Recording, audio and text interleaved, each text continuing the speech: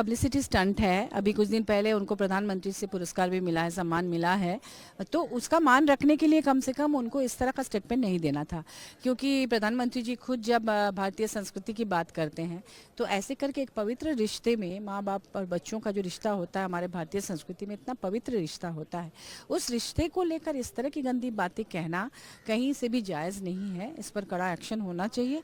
और मिनिस्ट्री क्या कर रही है, जिस मिनिस्ट्री के जिम्मे ये सब कुछ है, क्योंकि वेब सीरीज़ में जिस तरह के एक एक डायलॉग में जो गंदे गंदे शब्दों का इस्तेमाल होता है, वो भी गालियाँ होती हैं, उसको भी आप बैठ के परिवार के साथ नहीं देख सकते हैं। तो ऐसे में हमारी संस्कृति को बिल्कुल गंदे तरीके से परोसा जा रहा है और नई पीढ़ी में अलग तरह की संस्कृति को डेवलप करने की कोशिश हो रही है यूट्यूब के माध्यम से और वेब सीरीज़ वगैरह के माध्यम से। तो ये पूरी की पूरी जिम्मेदारी केंद्र सरकार की है, उनके उस मिनिस्ट्री की है।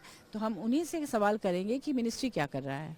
लेकिन आपको लगता है इन पर, हालांकि केस रजिस्टर हुआ है तमाम चीज़ें, लेकिन लगता है आपको कि ऐसे लोगों को या तो बैन कर दें, सख्त से सख्त ऐसा कुछ हाँ, देना चाहिए कि आगे आगे ऐसा कोई, ना हो? जी बिल्कुल, एकमात्र वो बैन करने पर ही ये लोग समझेंगे, क्योंकि तब उनको लगेगा कि नहीं, अब हमें ऐसा नहीं करना चाहिए। वो हमारे यहाँ जो न्यायालय की प्रक्रिया है इतनी लंबी चलती है कि धीरे धीरे सब चीज़ें डाइल्यूट हो जाती हैं।